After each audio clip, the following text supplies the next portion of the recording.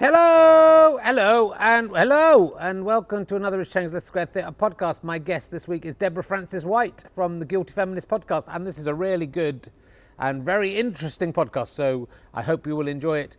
If you like these podcasts and would like to see me do some proper comedy that isn't me just making stuff up as I go along, come and see me on tour. I'm doing a show called The Best. It's 90 minutes of what I consider to be my best stand-up. Go to richardherring.com. Click on it where it's the best, or go to Gig Guide, or whatever you want to do. You'll find out if you want to. I'm going all over the UK, and it might have even started by the time you're watching this. So check it out, and tell all your friends. Bring them along, it'll be fun. Anyway, let's sit back and watch Leicester.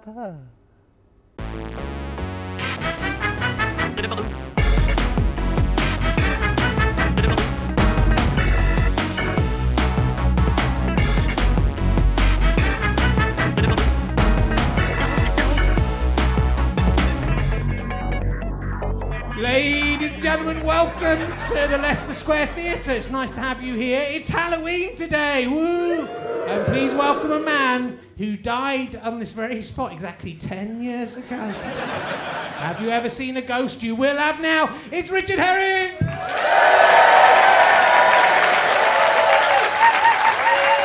Oh yeah, we're back. We're back big time. Thank you very much. Welcome to Richard Herring's Leicester Square Theatre podcast. I was hanging out with Avril Lavigne. She knows. She's got this boyfriend who he loves going on skateboards so much. She calls him a skate boy. He calls it Rehearsal. So I don't know if that's catching. I don't know if I've done that one before. I feel I might have done. It's Halloween today as we record this, which. On the tube journey in here, most women seem to just use that as an excuse to dress up as a cat, it seems. That seems to be the thing of choice. But the clocks went back at the weekend, which is fine, but I've got a baby now, so it's really fucking annoying, isn't it? Because you've just got them settled into a pattern. I was waking up at 7:30 every morning, and then my baby doesn't know the clocks have gone back, so now I wake up at 6:30. But it does mean that I get to see baby Jake again, which I'd forgotten about. Do you remember that one? You guys should get up at 6 o'clock, because turn on CBeebies. There's some amazing fucking trippy shit on that. It's about a family that live in a windmill, I think, and there's 10 of them. They've got 10 kids. One of them draws faces on his knees. I don't know if it's a real thing. And at the weekend, the Gemma Chan documentary was on, where they made a robot of Gemma Chan. I tuned into that. That was... I don't know if I was Gemma Chan. She was all. They didn't make the lower half, so what was the point? But they skirted around that issue. But the guys who made the robot, I'm not sure about them. If I was Gemma Chan, I wouldn't be happy leaving the Gemma Chan, even the top half of the Gemma Chan robot, in their custody. I'm absolutely certain, and it isn't even libel because it definitely happened. They at least tongued that. That is, and. That's a terrible thing. I should say hello to Matt Barker. Hello, thank you for sponsoring the episode. So you get some champagne. Is this your wife here or mistress? Wife. That's good. Yes. Because women would be impressed, I think, with someone being given money to podcasts like this. So didn't have to bring his wife, but it was nice. I just couldn't believe that you were his wife, to be honest. And look at him and look at you. It's ridiculous. But he's obviously got a bit of money to spare. Are you enjoying that? What you're drinking there is Charles Le Couveret champagne. That is the top. That's from Waitrose, that champagne. Yeah. It costs £15 a bottle. So it's good stuff. That's about. I thought I had more to say. Oh no, Richard Osman. I wasn't on Celebrity Pointless this week, but I was mentioned on Celebrity Pointless this week because the two people that I've failed to win on Celebrity Pointless Celebrities, it should be called, but that seems rude. Rona Cameron and Rob Webb were both on, and Richard Osman said that I was the worst contestant that had ever been on Pointless. And what got me is both Rona Cameron and Rob Webb went, yeah. And it had been their fault both times. I'm not going to go on about this. They didn't go, no, excuse me, Richard, can I just say I think it was my fault? They didn't do for saying "T'pow" for a single artist. I can't remember anything about it. We're going to crack straight on with the show. My guest tonight is probably best known as the party guest from Lipsticker. That's why we're all here tonight, to see Please welcome Deborah Frances-White, ladies and gentlemen. Amazing. Thank you very much. Amazing. Hello. Hello. You look. Am I allowed to? Because you're a feminist. Am I allowed to say you look very nice? I'm a guilty feminist. Okay, so yes, thank goodness. that's the name of my podcast. That's sort of that's the loophole. You could tell a feminist they look nice. Yeah, I know. I was only joking. Yeah, just don't say nice tits. Okay. Yeah. In the right circumstances. Oh yeah, sure. I mean, there are certain circumstances in which you could admire my tits and it would be fine. Let's brainstorm some of those. Well, one of my most questions is about whether it's acceptable whether you would carry on a date with someone or even be friends with someone who used the word boobies. Oh. I would not. And if I was in bed with someone and they'd use the word boobies, I would leave the bed. What, you just get out, or even in the mid-thrust? Yeah, I would say that's it.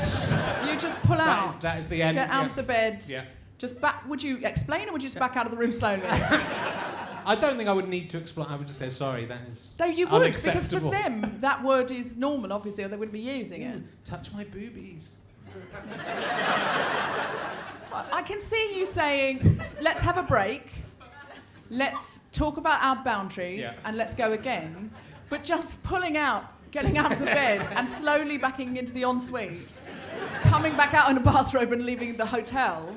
I'm assuming this isn't a hotel because you're married. And, might be my wife saying it, and I'm just walking away from your wife. leaving the marriage behind. She's into that, luckily, so she'll now know not to say. She's making a mental checklist. That's a really interesting one, though, isn't it? Because if you're married to somebody who suddenly starts saying boobies, and she's the mother of your child, it's going to be much trickier to get out of that than if it was just sort of a one-night stand on the circuit. Yeah, it's true. Especially when I'm going to suckle our child with my boobies. No. That would be awful. That's upsetting. doubly upsetting. I had a friend who... She was giving birth, not at the time when she was about to give birth, and she said to her husband, I just find the whole thing about the baby's going to want to suck on my breasts. Yeah, that's what's acceptable. Acceptable. My mammary glands, as they become the minute you've had a child. Right. Hot. She said, the baby's going to want to suck on my breast, and I find it very uncomfortable because my breasts have only ever been sexual to me, and I just find this is odd. And her husband said, oh, don't worry, darling, it's going to be all normal, it's going to be natural, it's just going to be fine, you'll just feel it's natural. And she went, that's all right for you to say. What if the baby wanted to suck on your balls? And I said, you'd have a hard time explaining that to the police officer. The baby wanted it. It's just... But she said, I mean... It's true, though. It's a bit of an odd thing that something that is quite sexual, at some point in your life, just gets a part-time job. Yeah. And it's like, for me, it's just like if my niece started dispensing pizza. Yeah. So why is this suddenly... Do you see what I mean? It's a very odd I think thing it's awful, and all women are perverts. For turning a natural, beautiful, milk-giving thing into something sexual that is awful. I'm not sure that was my point. I feel that the point you think I've made there, Rich, is a different point. All I'm saying is you're the feminist and you brought tits up first. That is the surprising thing about this conversation. So, do you remember well, you must have Lipsticker wasn't that long ago. What was Lipsticker? Oh, God. You were a party guest, didn't you? Oh, God, yes. Have I chosen something accidentally? No, not at all, no. I basically, somebody rang me up and said, you do improvisation. They're making this film in North London. They need a couple of extra people to do an improv scene. Would you come along? And I was thinking, oh, yeah, sure. I'm sure it'll be something like Confetti. You know, one of those sort of slightly less good British goes at Christopher Guest. I do, I'm aware of it. And if you were in Confetti or anything, then it was brilliant. Robert Webb was in it, so fuck him. He's naked in it. You can see his boobies. Can you? Oh, yeah. Was he the tennis one? Yeah. He's the naked one. No, but aren't they... There's a couple that play tennis, played by the girl from Man Stroke Woman, called the Canadian woman. God, my nerds are letting me down. And the bloke who is in. I mean, I should know his name because he's quite good. He used to play Adrian Mole and is in that hospital thing. God, my brain's gone. Yeah, Stephen Mangan. So you know Stephen Mangan. What about the other Canadian lady?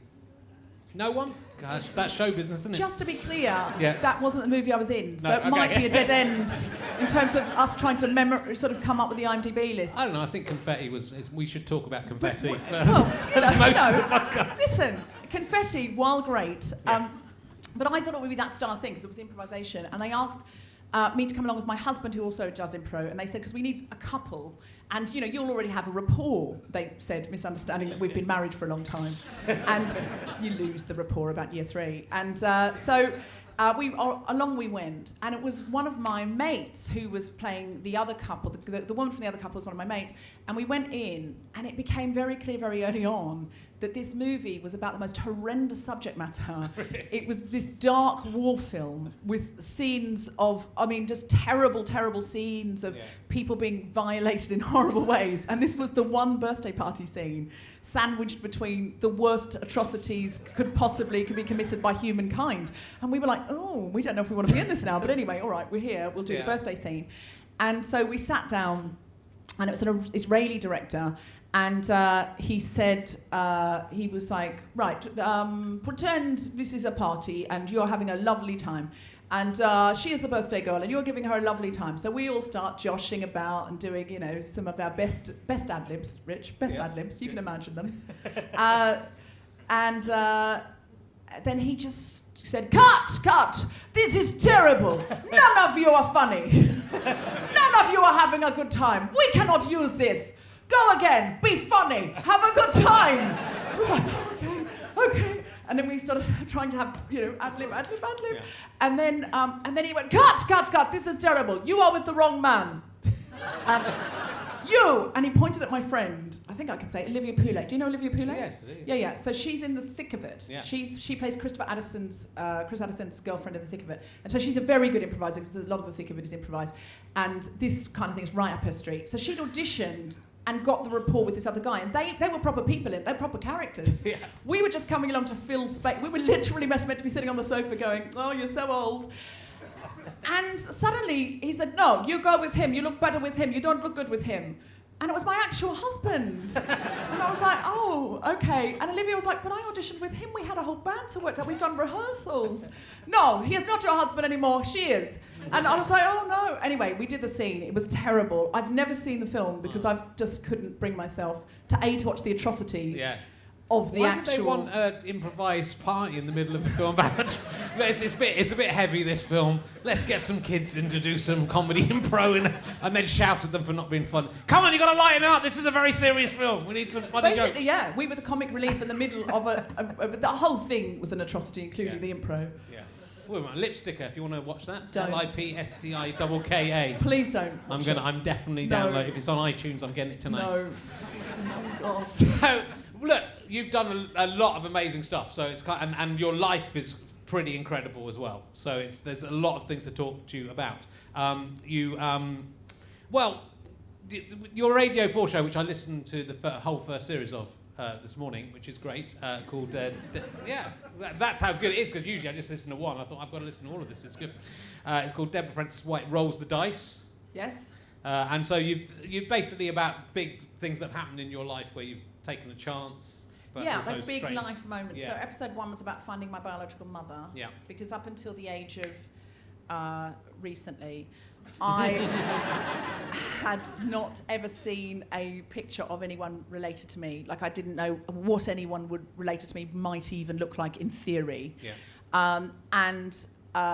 So basically what I did was I found out my biological mother's name and then just Googled, because I didn't want to meet anyone. I just thought I'd have a little noodle around on the internet, like you do, like you noodle around for ex-boyfriends. Yeah. Or school friends, just to check that things aren't going as well for them as they are for you. Sort of like that, really, just a curiosity. And when I first found out, I actually rang up to find out what her name was. And when I was 21, I did that. Yeah. And they said, the lady said, I can tell you her name. I was born in Australia, raised in Australia, by the way, and so just to be clear, it's very different there, because in Australia, adoption has been handled more or less properly. Here, it has been handled almost exclusively by nuns. It's people who seem to me to be uniquely unqualified to understand anything going into or coming out of a vagina. So I don't really. But there, you just ring up the government department. There, obviously, they had a Australia's got the opposite problem because the government were very keen for an industrial-sized adoption programs. They pretty much just snatched babies out of prams, shouted unfit mother and took them. So we've got a huge adoption program because they just decided, no, you're not keeping that. But they were brilliant at the paperwork. That's the thing about fascism, often very competently run. So you ring the government department, and the lady said, oh no, I can't tell you a name unless we give her your name. And I was like, oh no, I don't want that, no. And then she said, I can tell you a first name because that information is not identifying. And I said, oh great. So she said, I'll have to put it on hold because that information is in a more secret file. So off she went, she came back and she went, I'm so sorry. I can't tell you. I can tell most people, but not you. You are an exception to the rule. And I said, why? And she said, because your birth mother's first name was so unusual as to be identifying. And I thought, well, there you are. My birth mother is Jermaine Greer.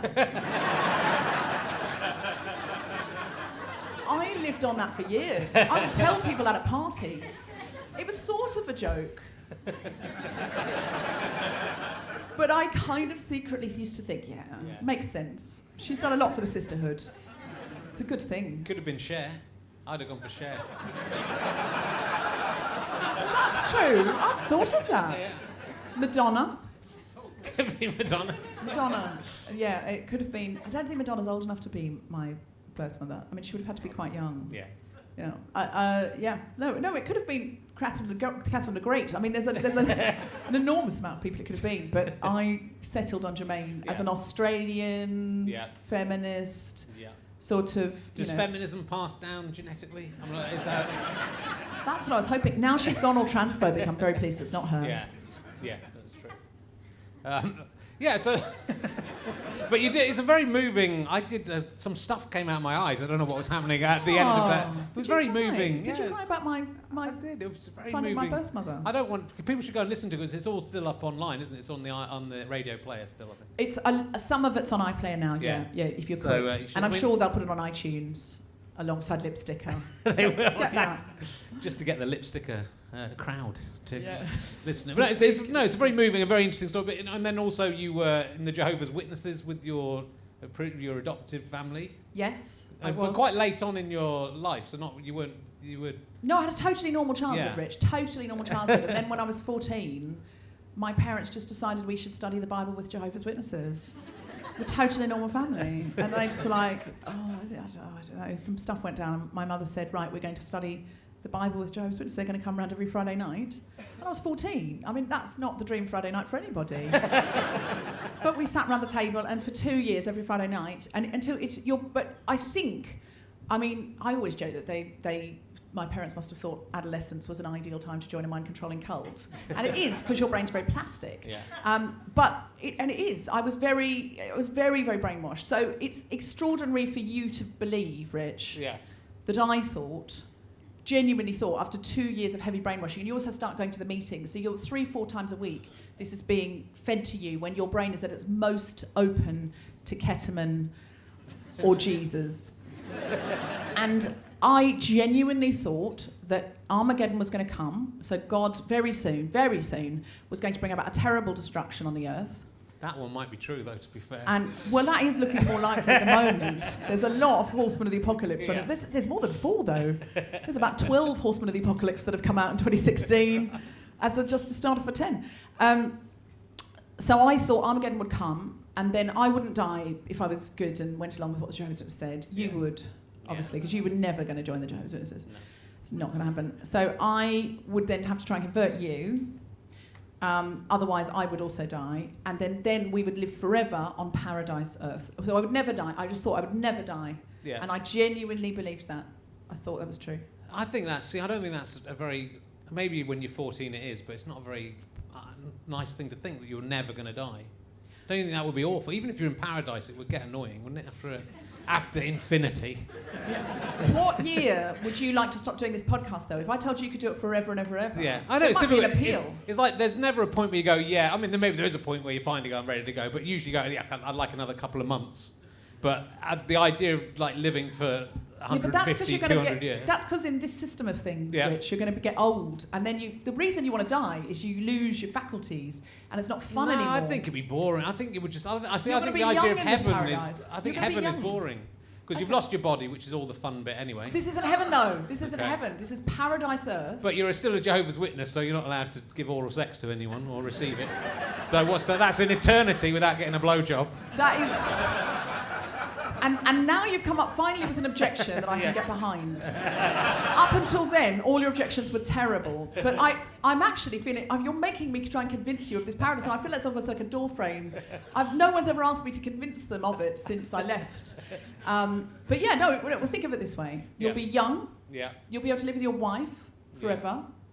To be honest, I only got married because it's till death us do part. That was the only... There's the closing point to it. Then after that, I'm single again. That was like I thought I can commit for 50 more years. Are you going to live longer than Katie? Well, you're not going to live no, I'll longer. be dead, but then I'll be single. You said you'll be single again. I'll be single when I'm dead. You were implying she was going to die first. I'll be dead. You don't say I'll be single again if you're dead. I'm talking about the afterlife. You were saying she was going to die first and you will be single again. Is she in? She is in. Oh my God. I was clearly saying I'll be dead and I'll be single again. And then in the afterlife, I'll be looking at the single. both of you is going to put their money on... Not that I want you to die first. I don't. I think I should die first. But when I'm dead, I'm single again. That's. I don't want to live forever and then be, with all due respect to my wife, be stuck with her. Beyond the... And she can't even give me a blowjob even though I'm married to her. That is... Which, is a moot point anyway. In a very real way. But it's... I think those days are gone. You've got a child. Come on now. What if she wanted to get married? I'd rather buried in the same grave plot, though. That's all right. I don't mind that. Well, then you're not single. She's lying next to you for eternity. Well, if I can get watching up, you. I can get up if I'm alive after I'm dead. I'm either in heaven, going out with a series of supermodels. A dead person I'd like to go out with. What you'd like to date? I can only think of the bloke who wrote Dad's Army.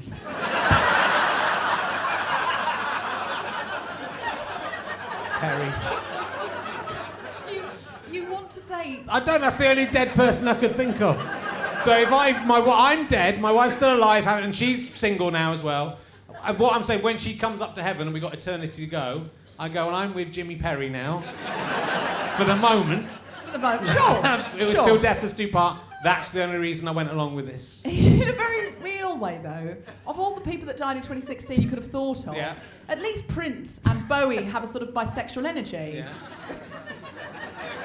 It just feels like a really odd choice for you as a straight man to choose. I really like Dad's Army. What do you and think? the In Lavender's still alive. What do you think the pillow talk would be? Don't panic, don't panic. I could go, how did you come up with that? Don't tell him Pike joke. Yeah. I can see that being a great argument for like best mates, flatmates. But in terms of your main concern being afterlife blowjobs. It was all I could think of. It was the only one I could think of. I'm just questioning. I'm just putting it on the table, and I'm putting a big question mark over it, and I want you to think about it in your own time. Okay. It's important that you do. Anyways, but that's the point. I don't want to live forever. I want to make the most of the time I've got here, and then be dead and single again. Yeah, Even if I'm a skeleton who only rises once a year on Halloween. On that time, you need it to be a single. I'm going to be single, and I'm going to go out with other skeletons. Dead Tinder is. Yeah. You're going to be on. Yeah. So I don't want your Jehovah's Witness rubbish because of that. Well, I won't call again. Write you down. Richard Herring, no calling again. No. Let him die, let him burn it up again. But people did let you into their homes occasionally. Yeah, I mean, sometimes scarily so. I had one incident where some bikers, well, a very, very big biker, invited me in with another... We were both 18, another girl really, we were both 18, and I remember it very clearly, we went going down there, I talk about it in the radio show, that going down this long corridor and realising how far the living space was from the front door. Yeah. And got into this back room, and there were all these bikers lying around, like all high, and they sat us down and they started asking questions, a bit like this. Yeah. It's a bit like emergency questions they were asking us, really. Yeah. It was a bit like this. And they started asking, so we were trying to tell them about the paradise. and which I always think, even at the time, I used to do material about this. When I was a Jehovah's Witness, I used to do comedy just for other Jehovah's Witnesses. Really? Yeah, I used to do comedy. And that was my main gig as a Jehovah's Witness. Yeah. I was the sort of internal... I was the funniest Jehovah's Witness. Yeah. I mean, that's not a high bar to clear, I'll be honest with you. But that is where I trained as a Jehovah's Witness. Isn't the guy from Community, Donald Glover, is he a Jehovah's Witness or no? Is he a Mormon? He is a Jehovah's Witness, but he's not really. There's no signs of him being a Jehovah's Witness. What, in real life, do you mean? I think he is in real life. Aren't they all what they are in real life in the sitcom? There's no chance. Not a proper Jehovah's Witness couldn't be in a sitcom like that. There's sex and stuff in it. Wouldn't be allowed. But I remember these bikers going, we trying to tell them about paradise, which in the Watch... Have you seen the Watchtower magazine? Do you know what I'm talking about? Yeah, that they bring to the door. Yeah, the paradise is always depicted as people in national dress passing fruit to one another for eternity. It's just someone in a muumuu passing a pineapple to someone in a sari. Back and forth and back and forth and back and forth in perpetuity. I was trying to show him this picture, and he just looked at me and went, "Are you allowed to have sex before marriage?" And we went, no. Like, we were 18, and we were dressed like Alice in Wonderland. I mean, it was... I always had like a little headband that I used to wear, and sort of, you know how Jehovah's Witnesses dress. It's sort of like a dowdy off. Like they make you be dowdy, and like sometimes the elders will tell you you're not being dowdy enough, be dowdier. That you wear a dress to a meeting and they'll go, "Is that dowdy? Would we call that dowdy? Would there be..." No, that would be a 4 out of 10 for dowd. So you're very dowdy. So I was there in my dowdy dress, and so I was this 18-year-old, we were very incredibly, you know... are you allowed to have sex before marriage? And we were like, no. And then he went, "And are you married?" We went, no. And then he went, "So you're virgins." And I remember thinking, not for much longer. Which is a good rape joke. And I'll explain why. You're feeling scared for me in this moment. Let me deconstruct why it's a good rape joke, because some people are like, no rape jokes are allowed ever. No rape jokes are allowed ever. And in fact, some people have gone, you go to comedy clubs where they have rape jokes and you shout out the front, no rape jokes, no rape jokes. But that rape joke, I think, Rich, yeah. Do you think? I think you're feeling sorry for me, you're feeling scared for me, and then I break it by I've got the presence of mind to make a joke to myself, which empowers me. And the joke is at the expense of the rapist, potential rapist. Yeah. He didn't actually rape me, if anyone's worried. I wouldn't be joking about it if he had. But do you see what I mean by that? Yeah, but you get into difficult territory, don't you, at the minute? You know, it's just a funny joke, and it's about your life, and so it's all right for you to tell it, I think. So I think, I think it's interesting, because this subject... Because if you have been raped and you want to joke about it, I think that's okay. If that's your way through it, to laugh at it, which people go through terrible experiences. Someone emailed me once and said, when I was in some article with when I was one of the new offenders, I was called, because I'd done Hitler Moustache. Oh yeah. And was kind of badly misquoted, but all my stuff was about hating Pakistanis, so that's fine. Which was all taken out of context. So I did a joke on one of the podcasts about saying, you should just decide which side is right and then just stick with that. So I'm India, Pakistan. I'm going to go for India, so I hate Pakistan. So it was in context. It was a stupid thing. But there was other people talking about rape in that, and then someone emailed me saying, well, I was raped, and the jokes helped me to get to deal with the situation. So should that person be not allowed to have jokes about that situation if it helps them? No, okay. That's good. I like what you said. Yeah. I think I've killed the gig by talking about rape jokes. This was going really well, and now I've gone... it wasn't necessarily a rape joke, because you might have just at the last minute gone, okay, we don't know what happened. So you might go, I'm bored of being a Jehovah's Witness and I fancy bikers, let's go for it. I fancy pervert bikers. No, so there's a big leap to turn it into a rape joke. Big leap. No. But I did get out of that situation by... I thought, right, well, if I'm going to die and something terrible is going to happen here, I should... So I make sure I please Jehovah and get into the paradise. Because you can get resurrected into the paradise. That's the other option. If you are dead and single. Jehovah's Witnesses agree with you on this, by the way. If you're resurrected, you're single. I'm in. You come back into the paradise. I've just got to die first, and then... Then you get resurrected into the paradise, and you start with the fruit passing, and you're single at that point. But they think, it's a grey area, they think possibly the resurrected people will be eunuchs, and you'll never have sex again. It's a long time, isn't it? Eternity. For just loads of fruit. It's a long time to have sex. I think, Eternity's a long time to have sex for, though, as well. So that's the... You'd You'd get bored of sex. No. You definitely would after eternity. You'd mix it up. After eternity. You couldn't mix it up that much. There's only so many things you can do, and it's a finite number of things. I am going to take you to Torture Garden. Unless you can bring in, like, aliens and stuff. You could create aliens with new orifices. Consenting aliens, it's not a rape joke. They're dead anyway. Oh, it's necrophilia. Oh, fuck. They've been resurrected. Resurrected aliens with, like, extra, like, holes in them. They're like this, they're all squished. That's what an alien would have. It's going like this, pulsating. Yeah, then I'm up for it. But I bet there's something in Jehovah's Witnesses that says you can't have sex with pulsating alien vaginas. I bet there is. I don't remember that being a specific rule. But I imagine, were you to ask, yes, that would be off the table. But... Yeah. I find it interesting that you need new orifices. After infinity, I do. That's what I'm saying. Forever. I'm satisfied for another 50 years with the 3 or 4 orifices that I... 3 or 4? They're on different people. Wow. Yeah. Yeah. I can think of max 3 orifices that you can do the sex with. My own hand. That's not an orifice. That's a loop. That's a... Tell that to Jesus, who you like so much.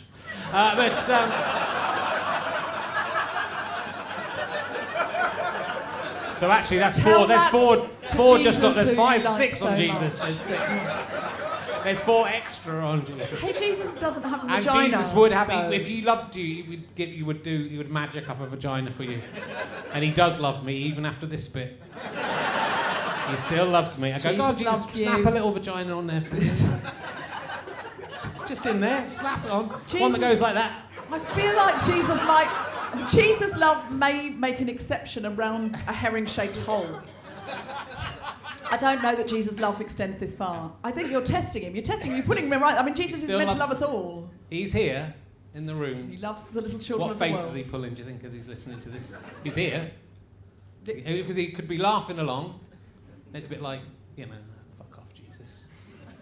Don't laugh along, or he's looking offended. And they go, well, don't be angry. I don't think Jesus would be offended. I think exactly. Jesus was kind of cool. He was a hipster. So he what's was the he do? outsider. Just nothing. Jesus was the Richard Herring of Nazareth. He was an outsider. He upset everyone. He upset all the Pharisees. Yeah. He was called problematic. They wrote to him and said he's one of the new. What was the one they called you? The new offender. The new offender. He was an offender. He was absolutely offender. He was an apostate. They crucified him. They crucified him. They hated him. He used to keep sort of, flipping him off and saying, "Oh, well, what do you say that I am?" He was absolutely Richard Herring. Yeah. He was. He wishes. Do you think they'll be still talking about me in 2,000 years' time? I find it hard to believe they wouldn't. They'll still be listening to this. Oh, yeah. This will be a new religion. The alien vaginas thing has got that. Swung it. So anyway, so you got out, though, of being a Jehovah's Witness. I did. I got out of the house by showing them the watchtower, and one of them got interested. Yeah. And then the lead biker threw me out because someone started to get interested. And that is the thing. If you have a watchtower and you're in a hostage situation, you just start saying, "Would you like to make a friend of Jesus?" And they will release you from any hostage situation. I think that's key to whatever it is that you're. Any time you're in a hostage situation, you just say, "Are you saved?" And they will immediately evict you from the plane. Well, I mean, why would you take a Jehovah's Witness as a hostage? That's the worst person, isn't it? You're doing everything you can to avoid them coming in the house in the first place. Actually, in prison, just at least if you're gonna. I don't kidnap anyone, but if you're gonna kidnap someone, not. Anyway, let's ask an emergency question. Yes. I can't believe we got through that rape thing without having to ask one. So I've got some new ones. I was just looking. So I've got to remember that you did not grow up in the United Kingdom, so that's part of the. Yeah. So don't ask me about bagpuss. I won't. No bagpuss questions. Would you rather be lactose intolerant or the Prime Minister of the Central African Republic? Do you know what? Yeah. Lactose intolerant because I've sort of given up dairy anyway. Oh, have you? So it wouldn't be that. Yeah, I don't think... But my life wouldn't change that much. But were I to be the Prime Minister of any African region, it's a big commitment. It's a you lot. You kind of have to go and live there. The thing is, my podcast's doing really well now. Yeah. And I feel like it would be much harder to do it in Africa. Yeah. / sort of builds the listenership. Yeah. And also the pressures of being a Prime Minister, probably quite time consuming. Yeah. So It'll be difficult. Yeah, I'm going with lactose intolerant. Yeah. And Simplicity Sarangi is doing a great job out there, so why replace him? That's... It's hard to know. Do you think thunderstorms were invented by NASA to muffle the sound of space battles? No.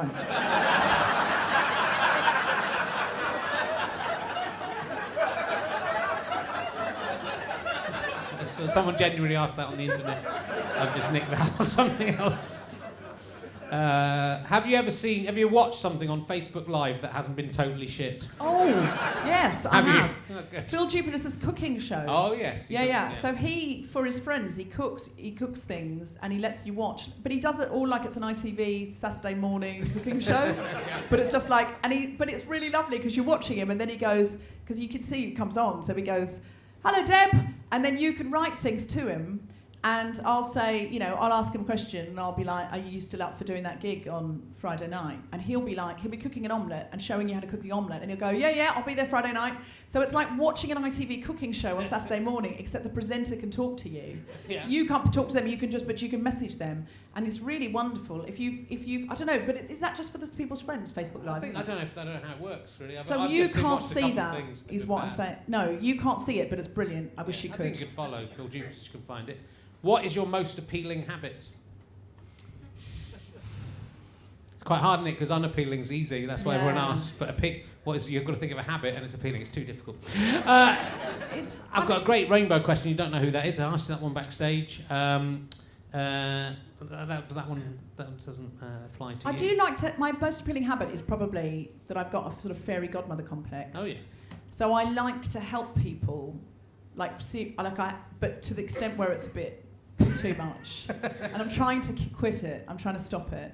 But I'll be at a party and someone will say, "I'd like to do stand up," and I'll be like, "Oh, well, you should." And then I spend all night kind of coaching them, and then I offer to help them write some material, and I agree to meet them at a coffee shop on Saturday morning, and I book them a gig, and I go and see the gig, and then I mentor them for 6 months, and then but at the same time somebody else has said, "Oh, I'm having problems getting promoted at work, and I've got a difficult boss," and I'll be like, "Well, why are they being difficult?" "Well, I think they're a bit sexist." And I'll be like, "Well, we're not having that." And then I start coaching them, and I go to a coaching program, and I go and meet their boss, and it's I just get into people. So I just really love helping people, but that's obviously not healthy, because why are you doing that? What are you getting out of that? Like, that's not normal. So I've tried to turn it into an Obi-Wan Kenobi complex. Right. Because fairy godmothers have a wand and they fix everything for you, whereas Obi-Wan Kenobi gives you a lightsaber and just teaches you how to use that. Okay. So if you were to say to me, "Oh, backstage, having a problem, the baby won't sleep," like before I would have come round and said, "Don't worry, you guys go to sleep. I'll babysit every night this week. I'll make sure you just sleep. I like the old you." Whereas now I might go, "I've read a book about that," and give it to you and leave. Yeah, that's no good. You went to Canada as well to help another guy who listened to your programme about the Jehovah's Witnesses. That's part of the fairy godmother complex. Yeah. I mean, that's pretty intense. So you actually went to get him out. I went to Canada to help him out. Yeah, because he was a Jehovah's Witness, and current Jehovah's Witness, heard my radio show, and it was one of the things that made him wake up and realise this was a cult. But he was clearly just sort of struggling slightly on his own. And understandably, because he's fourth generation Jehovah's Witness, knew no one outside. You're not allowed friends outside, and the punishment for leaving and being disfellowshipped is shunning. So you just have to completely turn away from someone we could have been best mates, and then I see you in Leicester Square, and I have to go like that, like you're not there, like you're dead. Yeah. Like you're so dead, you're single. Like you're so dead, you're single and not getting a blowjob. That's how dead you are. I don't know if that counts. If I'm shunned by, am I allowed to? No. So I went to Canada to help him out. Yeah. And if you're shunned, you can't have sex with other people. That's not. Your wife didn't say till death do us part. Well, I can't have sex with Jehovah's Witnesses, but I couldn't anyway. That's the problem with them. It's a tricky. Loop that you're in there. Yeah, they've already sent me to Coventry, and then they're saying you've got to go to Coventry again. I go, well, I'm already here, bad luck. One-way ticket to Coventry, no returnsies. So I flew to Canada to help him, but also that was so helpful for me. Like I had a real epiphany in Canada, and I realised that I'd been in a cult. Like it was the first time I really faced it. And I know getting locked in the back room of a Kingdom Hall, as is in my new series of the radio show, by some elders who interrogated me for like half an hour with really sinister Canadian Jehovah's Witness elders. But it's hard to make the Canadian accent sinister. It's like they were saying, how's a boot Ryan's frenzy? But it was really sinister. It was like this sinister religious FBI Canadian Jehovah's Witness. Right. Yeah, really terrible. So when I came out of that room, I was like, oh, I feel free. I feel liberated. I feel like I told them to fuck off, which I did. Yeah. I didn't say those words, but nearly. And so I felt really free from it. So sometimes helping others, I think the moral of my story is sometimes helping others is really helping yourself. And then you can do a radio show about it, and Exactly. so you're helping yourself. In so many ways. I'm just a selfish bitch. It's interesting. So, I saw you do like business talks. If there's a TED talk or something of you talking about stage fright and confidence and stuff, which I watched today, which is very interesting. So you do, that's part of your many jobs that you do. How did you get into doing seminars about confidence? I was teaching improvisation on the weekend, and some people would come along and they'd go, oh, you should come in. And BBC people would come all the time and go, we're trying to be more creative and listen to each other more and build on each other more, and we feel it's sometimes a quite negative, uncreative environment, and would you come in and teach some impro to us and help us? Right. So I went in and did that, but I felt like teaching impro in people's workplaces was doing the opposite effect. Like it was like coming to impro on a Saturday without your colleagues, with no one you know, as an anonymous person, like for a year, will really change your life. It'll make you more playful. But it won't. If I just go in and force you to do it in front of your colleagues, it's going to raise your anxiety. Like for half an hour, do you know what I mean? Or for half a day in a terrible at work. Can you imagine anything worse than me coming in and forcing you to play Whose Line Is It Anyway games with people you work with? I mean, is there anything worse than that? It would be, that's real hell on earth, isn't it? Yeah. Switch, change, come into a genre, like with your boss. I mean, that does sound hellish, doesn't it? I don't think you're getting how awful that would be if I were to do that. So I just developed stuff that I thought was actually helpful, which is now what I do. Yeah. No. So can people hire you to do that? Yeah, they do all the time. Via I do it every website. week. Yep, it's good. Well, I thought I actually watched and you were talking about how to appear confident and not have stage fright, because I don't really ever get nervous before performing now, unbelievably. But you know, it was really interesting to see you sort of explaining why people are nervous and how you stand when you're nervous, and you know, when you're just used to doing it, you do it sort of naturally. Yeah, you intuitively do the things that I'm breaking down. Yeah. But sometimes I think performers should not watch it, because then they start becoming conscious of what they're doing. Yeah, that's the worst thing. Now I shouldn't have watched it. Now I'm conscious of it. Yeah. There's a bit of lettuce there. Look, let's see that. It's a little Easter egg. It's interesting. And let's talk about the Guilty Feminist podcast, which you do with Sophie Hagen, who's been a guest on before. I wanted to tell you all that you asked about what happened with Prince Andrew and what I said with that. Oh, yeah. So I thought I'd tell you all about that again. You can view that if you go. There's a secret channel you can go to and watch it now if you're prepared to pay a little bit of money. So there you go. But I'm not going to tell you where it is. It's that secret. So Guilty Feminist podcast is it's sort of you being talking about feminism, but in a funny way, I suppose, because you're admitting where you've gone wrong a little bit and the things you've done. It's such a complicated issue, isn't it? Because it's simple in that we're talking about something that's about equality. Yeah. But then it becomes the minute you get into it, it starts to become a complex issue. It really does. And I think what the podcast is doing, we say that we're exploring our noble goals as 21st century feminists and our hypocrisies and insecurities that undermine those goals. And we always confess stuff, like at the top we do an I'm a feminist but, so I did like one that's like, so we admit true things that like I'm a feminist but. One time I went on a women's rights march and I went into a department store to use the loo and I got distracted by trying out face creams. And when I came out, the march was gone. Now, obviously, I didn't tell the other feminists that. I told them I got arrested. But, you know, I'm a feminist, but one time when getting on a light aircraft from Provincetown in Cape Cod to Boston, and I was asked my weight in front of the other 6 passengers so they could determine the amount of petrol they could put in the plane. I lied by 1.5 stones, endangering the lives of myself, the fellow passengers, the pilot, and a border collie that was along for the ride. And these are things that apparently women... Sophie first suggested it because we would tell each other these things over brunch, and she went, we should record this, because she was doing another podcast, and I was like, the other feminists will kick us out, we can't tell them. And she was like, no, I reckon other women feel this way. I reckon other women feel that they're not getting it right. And actually, there's been a big response to it, because other women do feel it. So they want to be feminist, but they also want to... Like, I really, really, really, more than anything, want to close the pay gap. But pretty much equally, I want to look good sitting down naked. And that is not a noble goal, or a possible goal. That's not a plausible... In my lifetime, I will never look good sitting down naked. But, do you know what I mean? Like, that's ridiculous. And not good. Good, what is good? See, even that is problematic. If I did that on the podcast, people would write in and say, why are you saying good is... You mean like a billboard, and a billboard isn't good. You're good as you are. Yes. So, you look good sitting down naked, Rich. I sure do. You do.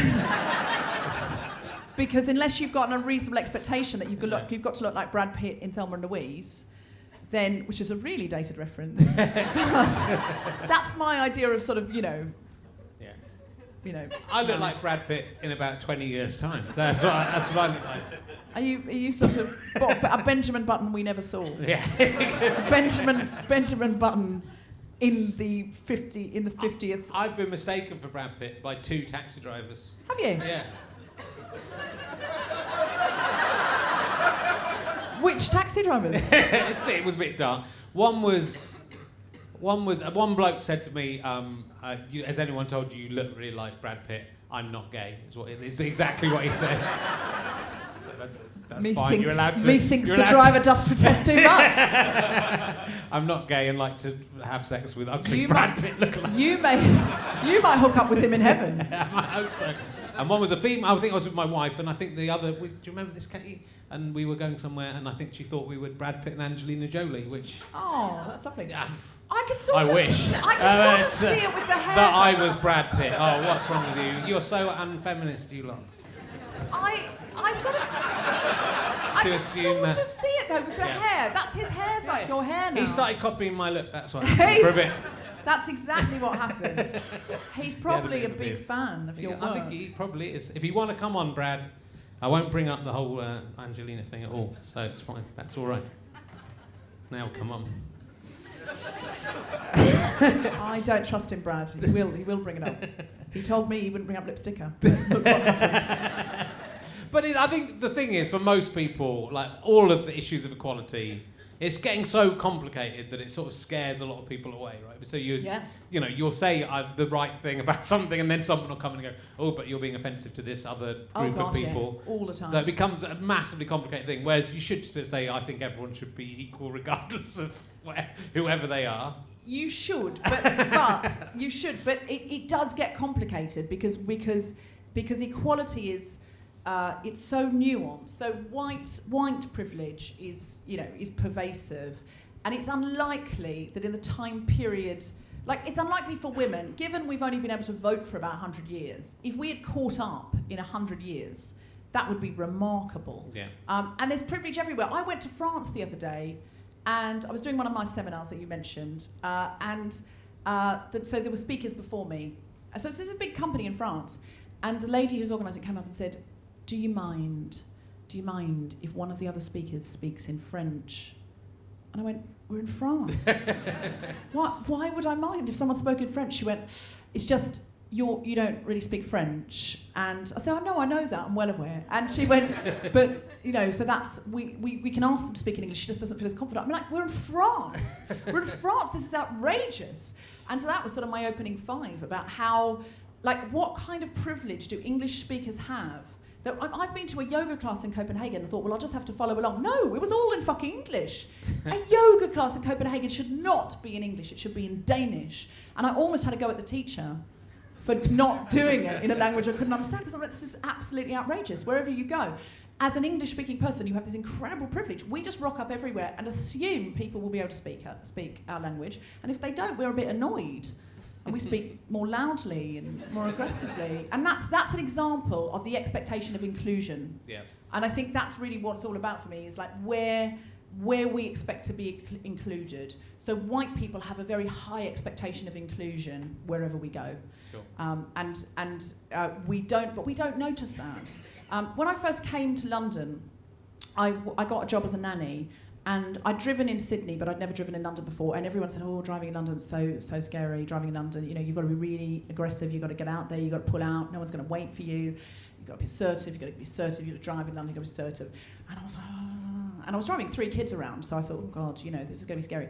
But I found this was a stereotype about Londoners, that they weren't impolite drivers at all. They always let you in. They were always polite. They were always lovely.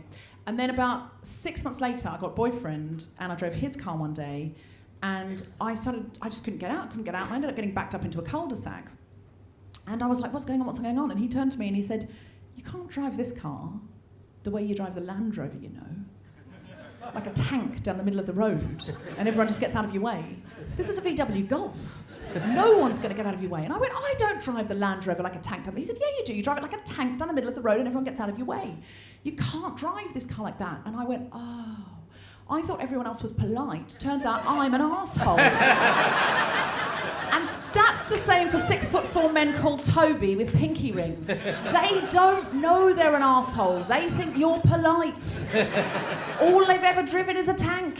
So everyone gets out of their way. And they just don't understand what it's like to drive a VW Golf. But if you're a short Korean woman trying to work in a big corporation full of very tall, posh white men, you don't get given the right of way, and you do this, and it makes you anxious and nervous, or it just makes you ram in and start smashing other people's wing mirrors off. And they're the 2 ways people get. They either get incredibly skillful at getting out, or they just get very angry and start ramming their way into traffic. Yeah. Or they back away. Most people just back down a cul-de-sac and stay there and go, well, that road isn't for me. Yeah. But they're the 3 things. So my main thing when I go into businesses is diversity and inclusion, because I'm very, very interested in how we include ourselves. But I couldn't possibly have the information that I was driving rudely. I didn't know. I'd never driven anything else. Yeah. So I don't really blame tall white men for driving like they do. I just want them to have the experience inside the body of a Korean woman. Actually, no, that sounds bad now. I don't mean it like that. I don't mean, oh, shit. No, edit that out. Oh, my God, the feminists. I don't mean that. You know what I mean. That if they could just drive a simulated body, even that, if they could just fuck the orifice of an alien, the throbbing orifice of an alien. They would understand. They would understand. They would just give up and they would stay there, so they wouldn't. If you could give throbbing alien vaginas to everyone, they wouldn't go out to work anymore, so the women could do all the jobs. Could we have an emergency question, please? I'll do a new one. But I think it's interesting because I think the reason the Guild to Feminist podcast, and it's a great podcast, and the reason it works is because I think that the problem is that people feel, and incorrectly, I think, that they're being battered down, they're being, because you have to reassess your life and you have to reassess all these things, and it is critical of you, and then people get upset because they think they're being criticised or they don't know what to say. I think a lot of the rise of UKIP is because people thought, oh, we're not allowed to say anything anymore, which clearly they're allowed to say anything they want and carry on saying it.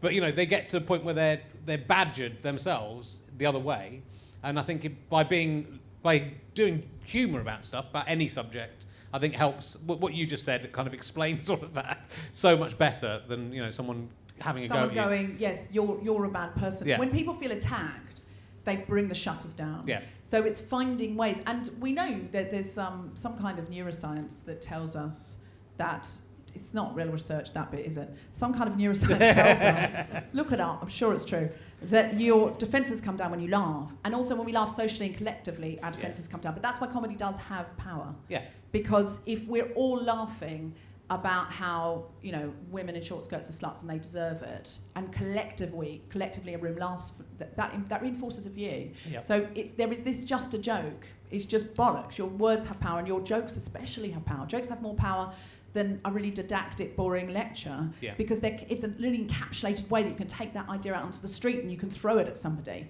Passing jokes around. Now, not all jokes are to be taken seriously and some are ironic. But especially on Twitter, it's really hard to know how your audience are receiving those. Yeah. Because your mates will know you're being ironic, but 7 million strangers will honestly believe that what you're saying is all women are bitches. Yeah. And if you are listening at home, Rich has done an ironic head bob, which implies that he thinks all women are bitches. Not all but, of them. Not all of them. But also implies that he was playing with the irony, so that he thinks all women aren't bitches. But It was the wrong time to do it. Wasn't it? It was the wrong time. Well, is there ever a right time to do that? That's what I'm questioning. I've learned a valuable lesson. I don't know. I think I haven't learned. I haven't learned a thing. I think if you were going to learn a valuable lesson, you would have learned it before now. How old are you, Rich, now? Vaguely? I'm quite young still. I'm under 50. All your valuable lessons, I reckon, are learned by 45. Okay. Yeah, I think 45 to 55, you might learn 3 things. And then after that, you're learning nothing. That's how I'm seeing it. All right, I'll ask you this. This is an interesting question to go to now. Does sex with a robot count as cheating if the robot is an exact copy of your partner in looks and personality? Or is it actually the best compliment you can pay to your partner, you know, and also the biggest waste of making a sex robot there is ever? Oh, that's a really interesting one. Does your partner know about this? Well, maybe, yeah, I think so. If they know about it... So it's like you've gone away and I miss you so much that I want to just have sex with an exact copy of you. Yeah, I think... That's quite sweet, isn't it? In the future... Yeah. that sounds like a Black Mirror episode. Yeah. In the future, Charlie Brooker will arrange it that we can all do that, surely. And yeah, that's a great idea, actually. If we had the technology, that means long-distance relationships would work a lot better. True. Because you go online and you go and you have the chat that you have, and you have the hologram, probably holograms then. And so it's like you're really in the room having dinner with them. Yeah. But a hologram having sex with you, I can only imagine. I wish I wasn't making these fingers now. A hologram making the sex with you is not the same because you can't feel a hologram, but you can have dinner with a hologram, be lovely. But you then have the sex robot, so that now you can have a relationship with anyone anywhere in the world.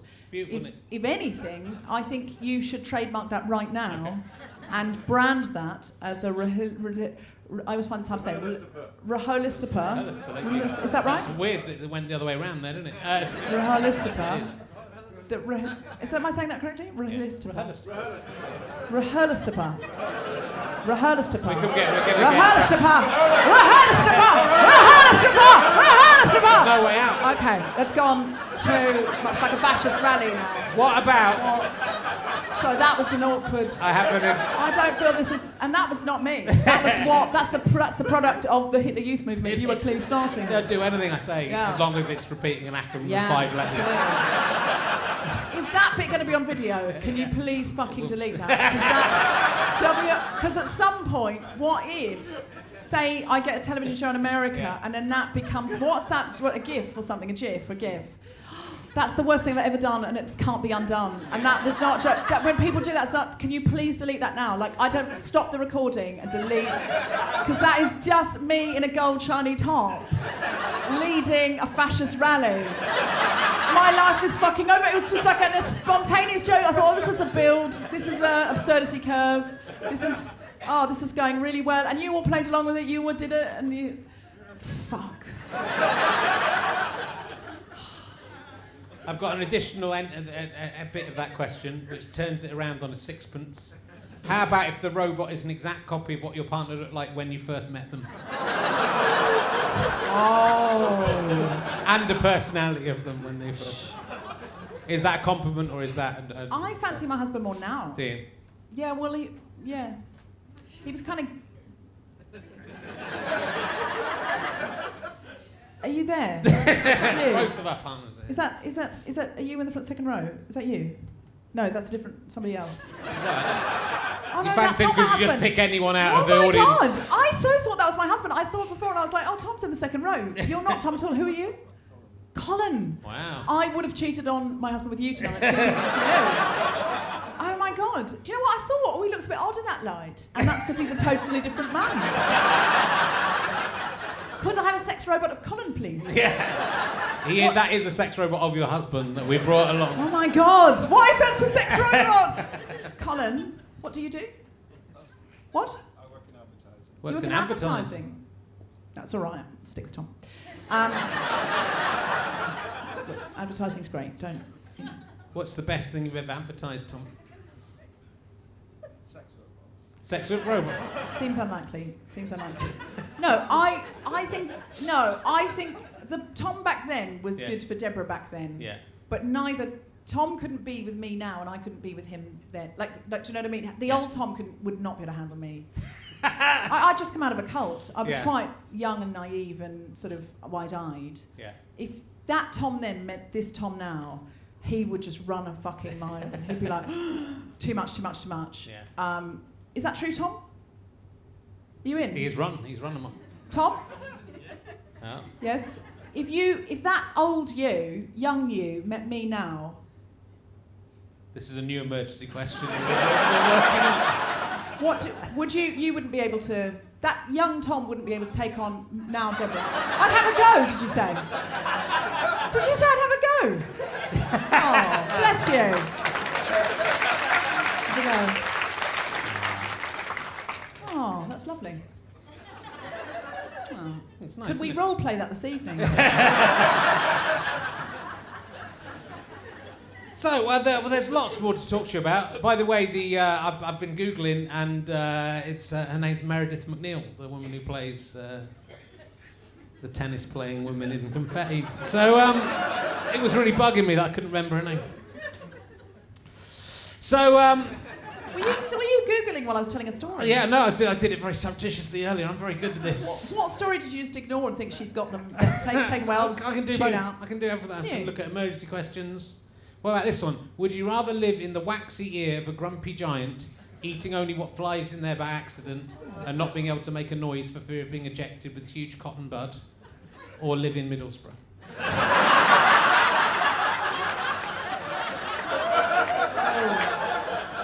That is genuinely tough. That is a tough question. It's genuinely tough because I think, at least with the first one, there's adventure, there's a story. I could get out of that and make an amazing Radio 4 show. Yeah. Deborah Frances-White rolls the dice, lived in the ear of a giant, right? Yeah. Sure. I could probably get to make a feature film about that. Yeah. Like, an animated feature film. Like, there's so much opportunity if I can get my way out. But once you're in Middlesbrough, you're never coming out. You're not allowed out. That's the sort of... It's a one-way street from London to Middlesbrough. You can go from Middlesbrough to London, but I suspect...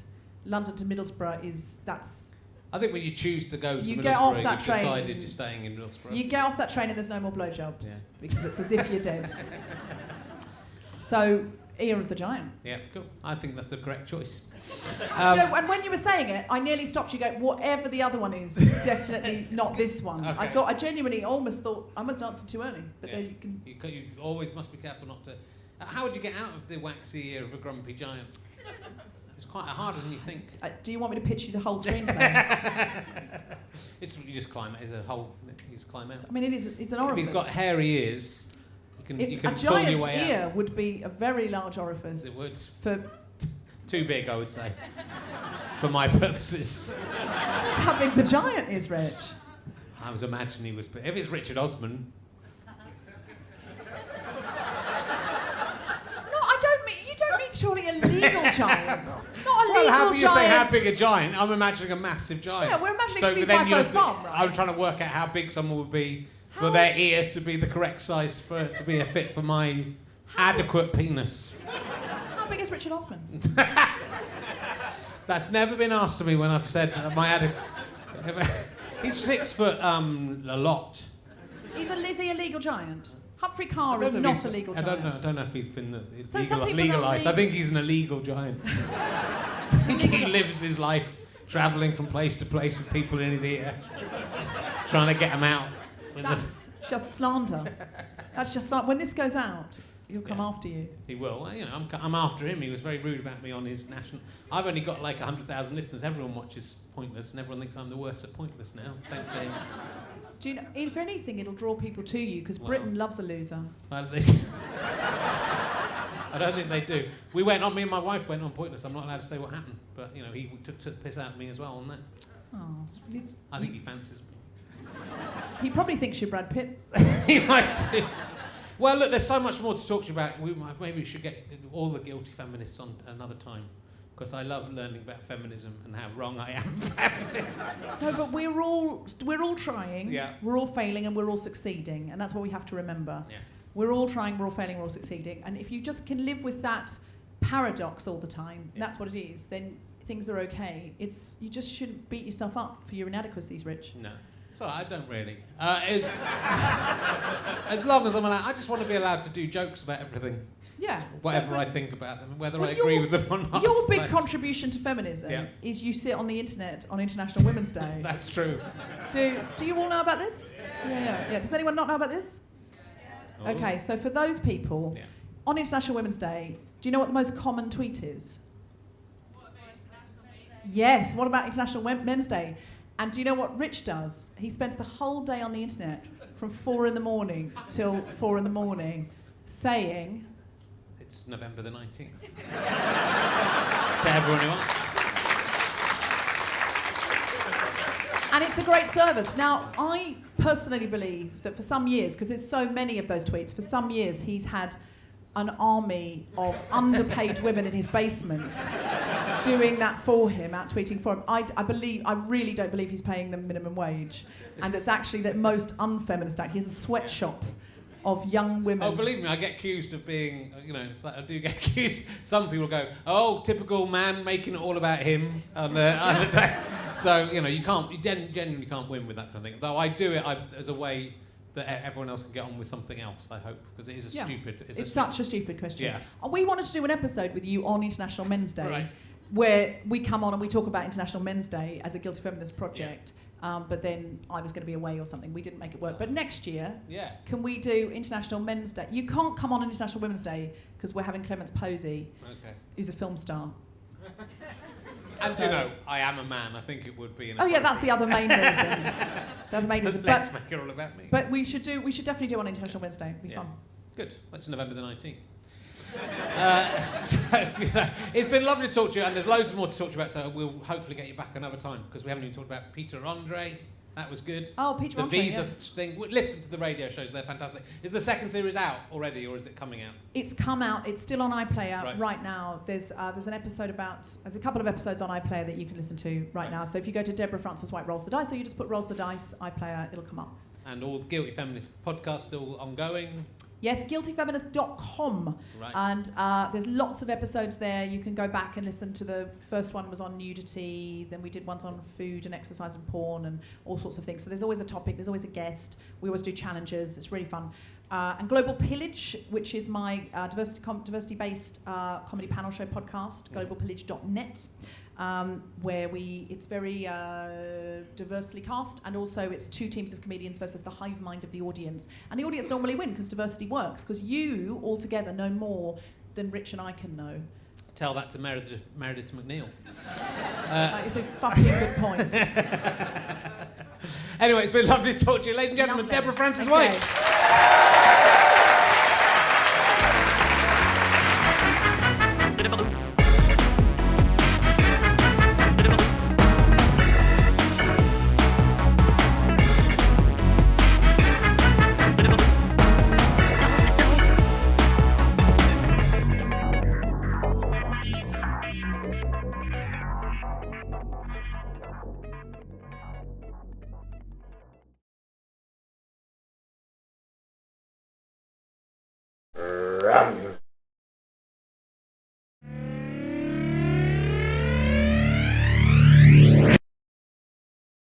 How'd you like them sky potatoes?